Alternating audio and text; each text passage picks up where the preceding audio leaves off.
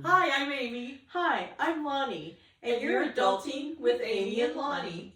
Welcome to today's podcast. We are going to do part one of managing the holidays without stress and what our expectations are and how to manage them. Okay. So, And part two is the same thing, but broken down specifically for parties and gatherings. So you're really going to want this whole thing, I think. Yeah.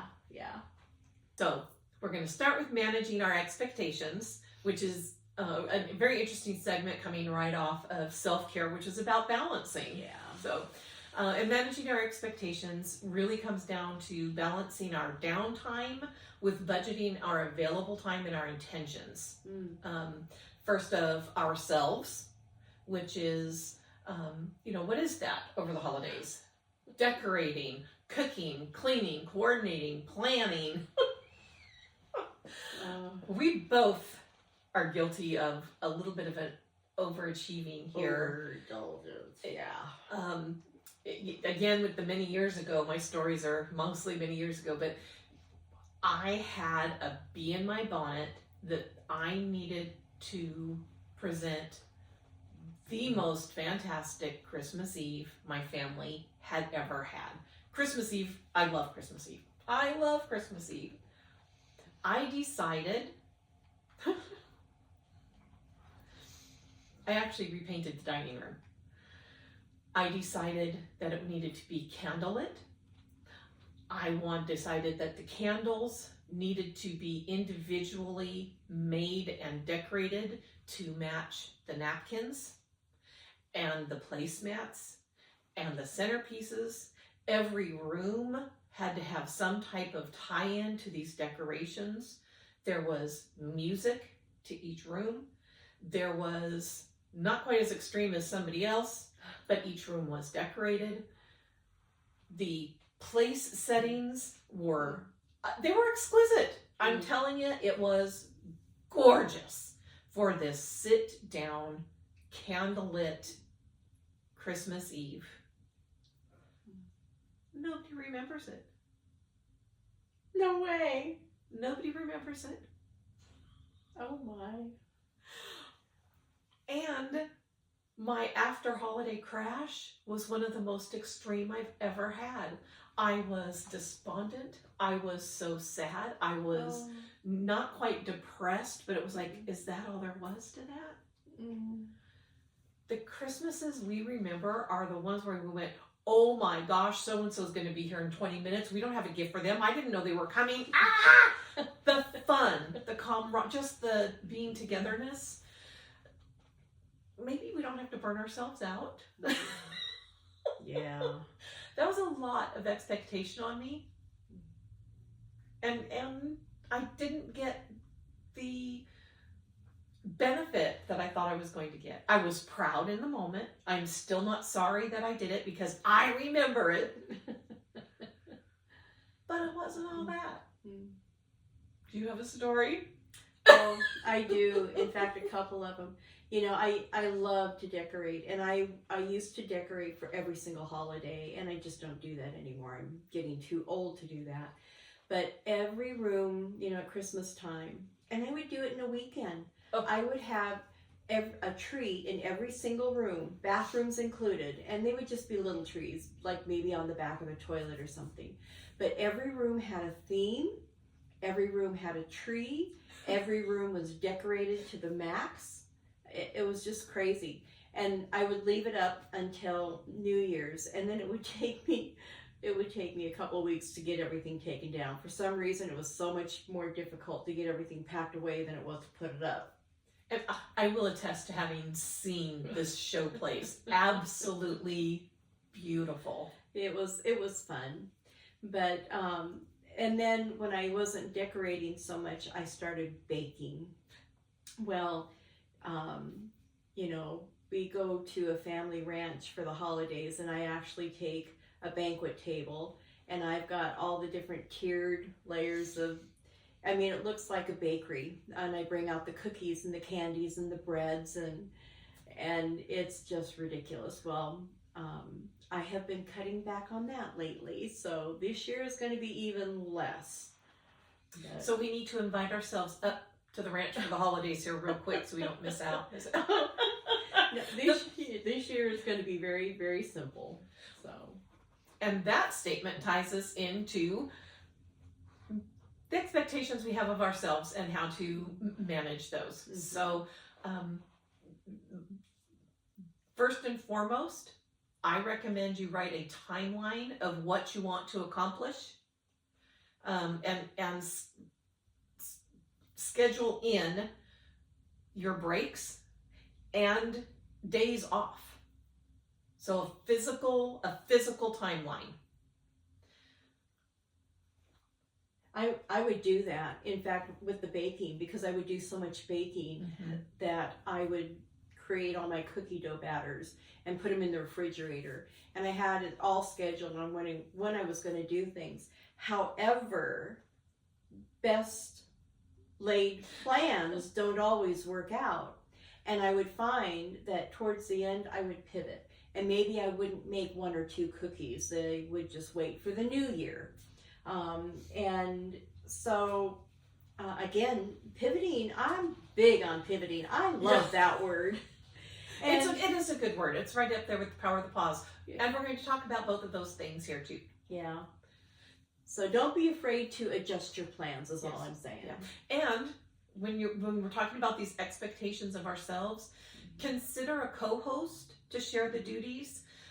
Hey Lonnie, I was really thinking about having a holiday party. You know how small my place is. If I do X, Y, and Z, would you consider letting us be here? So that would be a co-hosting that kind of would share a little bit of the burden, or maybe it's, Lonnie, I want to do it at my place, but would you be willing to bring your pumpkin loaf? Anyway, consider outside help, renting tables, renting chairs. Consider hiring, depending on, what are your budgets. Everybody's budget is different, but consider hiring somebody else to come put the lights up. We used to do that with the boys at church. Yep. I had a Sunday school group that was all boys, and we actually went to a senior community here locally, and we had a sign-up sheet for people who needed help getting their lights up, and we made appointments to go and put them up and to take them down. That was a lot of fun. Consider hiring wait staff or caterers or somebody to come do that cleanup afterwards. That's that concept of budgeting your time and your energy, not just your finances, but do as much ahead as possible, right? But follow your written schedule with breaks. So maybe 2 weeks out, you're going to write down on your physical timeline, get the decoration bins out and sort them on Saturday from 9 to 11. Write it down. There is, it's almost like in Lonnie's podcast where she was talking about budgeting your funds. This is the same thing. You're budgeting your time, and you're going to feel better for having kept to that budgeted time, because you're also going to budget in your breaks, and it's going to be physically written down. So I'm getting the bins out from 9 and sorting them from 9 to 11, and then I'm going to take a break from 10:30 to 11:30. Do an hour break. Well, I don't know. You're generous. Well, maybe I'm going to take my little break from the decorations to catch up with Lonnie over a coffee downtown while I grab my mail. You want me to chinch you out on time? Oh, it's Lonnie for my break, so 15 minutes. Crack that whip. Walk around the block. Write it in. Just to sit with a book. Write it in. All of it. I'm going to put out those invitations. Is it a physical invitation? Is it a text message? Is it a phone call? Those need to be out and done by Wednesday at noon. Write it down. Write it down. I need to start the biscuits at 12:45. This is the type of thing that Lonnie's talking about with her baking. Okay, if I'm doing the cooking part, I want those bathrooms clean before Thanksgiving, so I'm gonna put the guest hand towels out and deep clean those bathrooms on Tuesday. And Amy had a really good point about, scheduling the time. And, I joked with her about the break being an hour. But bottom line is, if you think it's going to take an hour, plan an hour and a half. Give yourself buffer time, because there's always the unexpected that's going to happen. And if you have that buffer time, you're going to find that you're going to get things done early and ahead of time, and you're going to feel less stressed. You're going to enjoy the process more. So allow yourself extra time in there. Don't forget that. It's really important. Yeah. And I don't want to take away from the idea that, you're young and spry and you're going to decorate on Saturday and you're done and you're ready to roll. Mm-hmm. Great. Good for you. No, do what you can do, but still be mindful mm-hmm. of taking care of your time. Mm-hmm. And I'm going to go back to that word because it's another segue. Budget your time and stick to it. Yeah. But make your financial budget as well for your holidays. What is that? The things that are included in that budget. What are they? Those are budgeting is your world here. Well, you've got decorations you might want to get or that need replacement. It could be your Christmas shopping. Do you exchange gifts with the family? Do you draw names? Stocking stuffers. Do you do stocking stuffers only, or do you buy gifts for only people under a certain age? Gift giving, you need to kind of sit with your family and figure out a plan, because really the holidays shouldn't be about the extravagant gift giving that we have gotten into. It should be time with family and enjoying and sitting around a meal, eating and laughing, working on puzzles, whatever. But when it does come to your gift giving, whatever your family culture is, yes, budget those dollar signs in. Yep. Budget in your travel. Gas to the ranch. Mm-hmm. If you're taking up that RV, that's a penny. That's a pretty penny. If is somebody coming to you, are you offering to pay for that hotel? Budget it in. Budget it in. And hosting. If I'm hosting, what does that look like? Am I hosting a meal? Exactly. People going to bring side dishes? Do you have to do it all? Mm-hmm. Are we going to be running the heater a lot more? Because when it's just me, I don't. Just consider all of those types of things in your budgeting. Make that budget, and outside of an emergency stick to it. She's giggling, folks. Well, we were talking about gifts, and what just flashed through my mind is I have this ugly sweater. My daughter hates it. It's called a boyfriend sweater, and it's so old, and I wear it every winter, and I've worn out the elbows, and it's old. It needs to be replaced. And when we're talking about gifts, it just flashed through my brain. I think I'm going to buy myself my Christmas gift for a sweater, and then I'll open it up, and Wendy will just be ecstatic. Or wrap the old one, give it to her, for her, and say we have to open these at the same time. I love that idea. Wendy, you can't watch this video. Yeah. A Wendy disclaimer. And of course, now we're talking about budgeting our time, managing our expectations. So budget in, pivot potential. Oh, yes. Take it away. Love the pivots. So, all the extras. If you have somebody that comes with a guest that you weren't planning, does that mean an extra table setting? Are you going to have enough food? How do you stretch things? Have a backup plan. What if somebody doesn't show? That's easier, because then you just have extra. If it's at a table setting, you can just remove the setting. That's much easier. But let's say you burned a dish. Well, do you have a different backup plan? Say you burn the buns. Can you cut the burnt part off? Just serve some regular bread and butter. Yeah, there's other things that you can do. A really cute idea is to have a basket with ornaments, and you can have people help you decorate your tree, or you can use those as a gift for your guests as they leave. Or you can have guests bring an ornament to hang on the tree and create these special memories. There's a lot of different things that you can do. Humor, humor, humor. She's just humor. Yes. When we have had people no show, it happens. It happens. I didn't know my grandma was going to be there. They surprised me with this. I can't get through the snow. It happens. We always just left that extra place setting, and it was for Scrooge. Oh. See, that's humor. Your expectations of others. Very important to manage this. It wasn't that people were nonplussed by my efforts at my beautiful candlelight Christmas Eve. I got compliments. They thought it was lovely. We didn't take a single picture. We didn't take a single picture. I wasn't expecting them to do anything other than enjoy it, you know.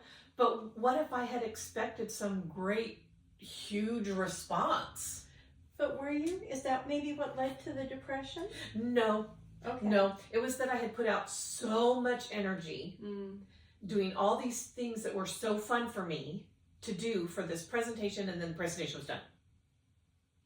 You wanted the presentation to go on longer. I would like for it to have gone on longer. Yes, very much.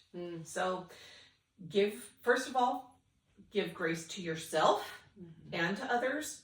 We are all goofy in some way. Embrace the quirks. Know that Uncle Fred, Joe, Bob, Jason, Nathan is Sally, Julie, going to tell that same old inappropriate off-color joke. Try to only delegate to those you know will follow through. Huge. Yeah. You know, oftentimes people want to help, they want to participate, and they mean it with all their heart. They're not managing their expectations. They're not budgeting their time. Oh, shoot, I was supposed to bring you chips, wasn't I?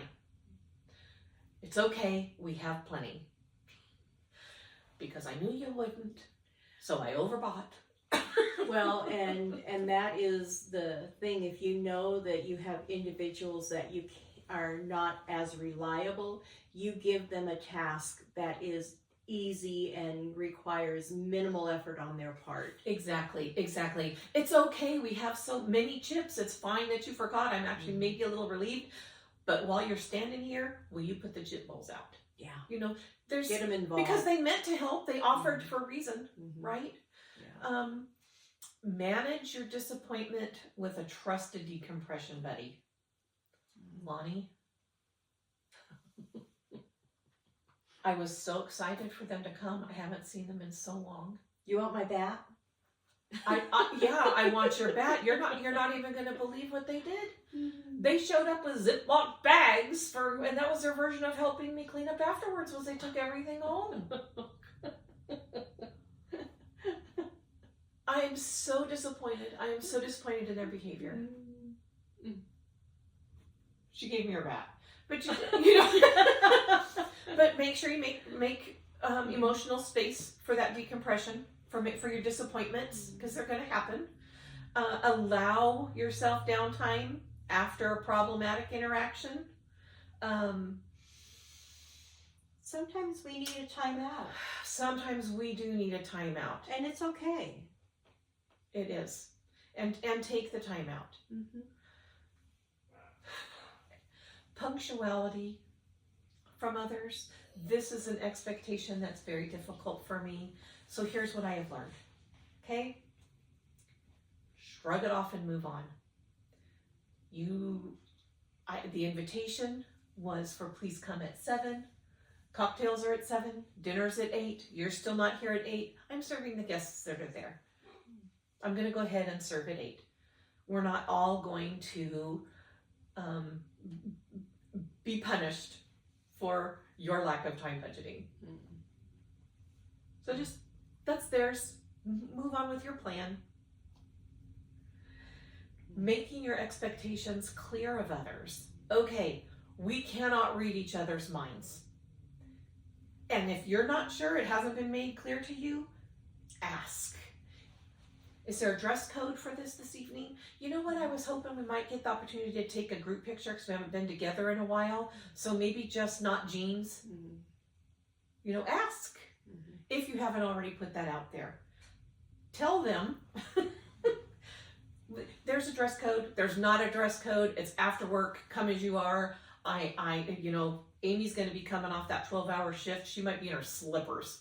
You know, just be specific. Make your expectations known up front. Gift giving. Is this a gift giving evening? Is there, you know, we thought it would be fun to duplicate our Secret Santa like we did last year. So under $10, you know, or homemade, whatever it is, be very specific about gift giving. No, we are not doing gifts at all. This is just a meal, just a cocktail. It's just games, whatever that looks like. Be specific. And when we get to parties and gatherings, we're going to talk about hostess gifts a little more specifically. I already hit the cocktail hour. Behavior, the behavior of your guests. Make those expectations known.